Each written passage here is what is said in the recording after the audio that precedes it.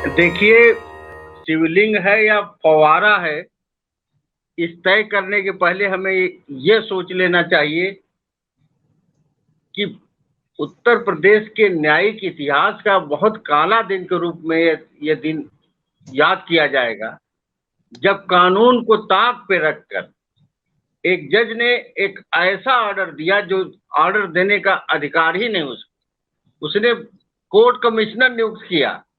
Court commissioner एक नियुक्त हुए, ऐतराज हुआ 3 नियुक्त किया। अब जरा सा देखिए उस जज के पक्षपातपूर्ण व्यवहार को। मैं तो सीधे जज पे आरोप लगा रहा हूं कि मस्जिद की फोटोग्राफी करनी और एक भी मुस्लिम अधिवक्ता उसमें नहीं है। ठीक है, चलिए आपने अपने विवेक से काम लिया।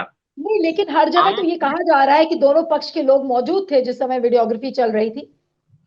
नहीं, और एडवोकेट कमिश्नर की मैं बात कर रहा हूं जिनको रिपोर्ट देनी थी। दोनों पक्ष के लोग दूसरे कारणों से मौजूद थे, उनकी फिजिकल प्रेजेंस थी, लेकिन उन्हें रिपोर्ट नहीं देनी थी। और उसके बाद ये था कि ये सारी रिपोर्ट कॉन्फिडेंशियल रहेगी। उसमें प्रायोजित तरीके से एक एडवोकेट कमिश्नर कूद के कैमरे में जाकर घुस गया और चिल्लाया कि बाबा मिल गए, बाबा मिल गए। किस तरह से ये माहौल बनाते हैं, और इधर ये बाबा मिल गए का शोर मचा रहे थे कैमरे के सामने। उधर पहले से लग रहा कि एक दरखास्त इनकी तैयार थी, एक पन्ने की दरखास्त कि साहब ये मिल गया है, और अब ये साबित हो गया है कि ये सब कुछ, यहाँ शिवलिंग है, शिव मंदिर है, ये तोड़ा गया है, ये मस्जिद नहीं है। आपकी आवाज डिस्कनेक्ट हो रही है राय साहब, आपका सिग्नल फ्रीज हो रहा है जी। फोन कॉल आ गए।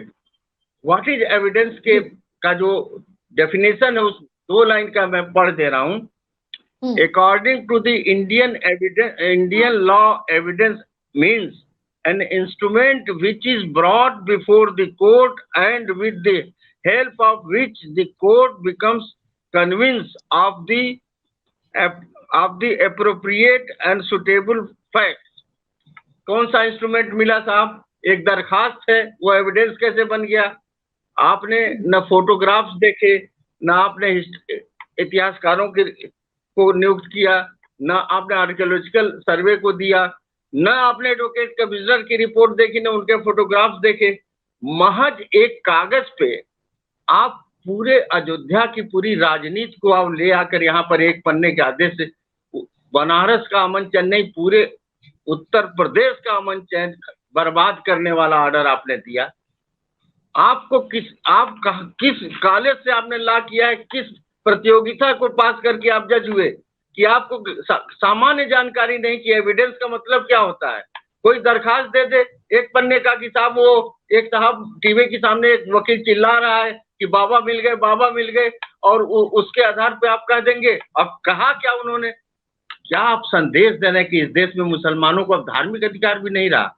आर्टिकल 25 को वो गंगा में जला के और बहा दें कि यहाँ नमाज नहीं होगा, यहाँ वजू नहीं होगा, ये सील रहेगा, यहाँ पे सीआरपीएफ का कमांडेंट और डिस्ट्रिक्ट मजिस्ट्रेट का पहरा पड़ेगा, यहाँ सिर्फ 22 लोग जाके नमाज पढ़ेंगे। हिंदुस्तान के इतिहास में कभी ऐसा हुआ है कि जुडिशियल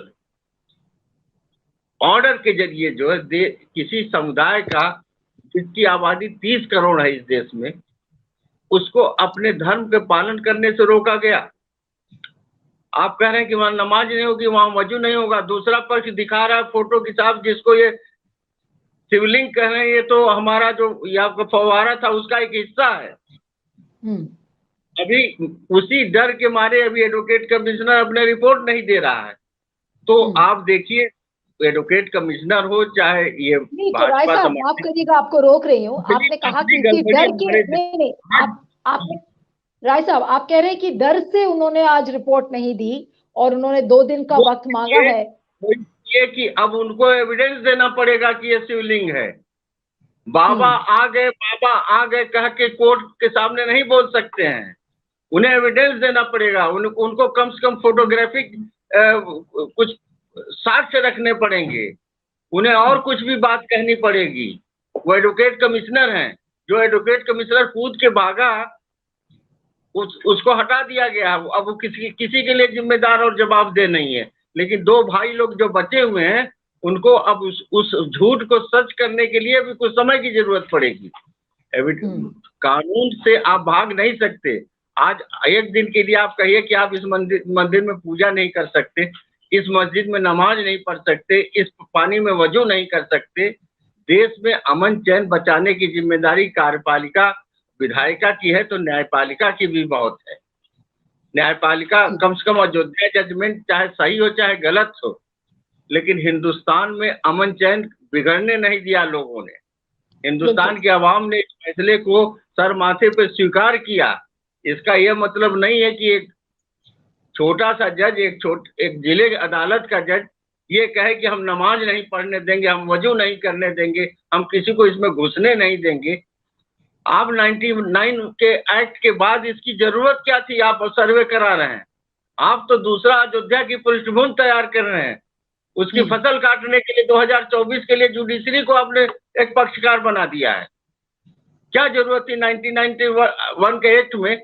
आप ध्यान दीजिएगा नीलू जी, ये जो अयोध्या का जजमेंट है इसमें 1991 के एक्ट का कोई रोल नहीं है, लेकिन फिर भी उसमें भूरी प्रशंसा की गई है इस एक्ट की कि यह एक्ट जो है इस कंट्री का जो सेकुलर फैब्रिक है, जो यहाँ का ताना बाना है हमारे समाज का, सह अस्तित्व का, आपके जो हार्मनी का, उसको बचाने वाला यह जजमेंट है।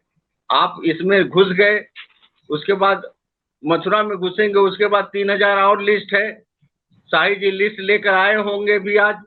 तो आप जुडिशरी का इस्तेमाल इस तरह से न करिए। मैं तो समझता हूँ कि जिस तरह से बॉम्बे हाई कोर्ट के एक जज को, महिला जज को, जिसने कहा था कि स्किन टच न होने से पास को नहीं लगेगा, उसको सुप्रीम कोर्ट ने उसको जज ही नहीं उसकी करने दिया, टेम्पररी जज से उसको परमानेंट नहीं होने दिया। मैं चाहता हूँ कि इस जज के खिलाफ भी डिसिप्लिनरी कार्रवाई होनी चाहिए कि आपने जुडिशरी की मर्यादा को और अपने प्रोफेशन के कंडक्ट को बहुत हल्का किया।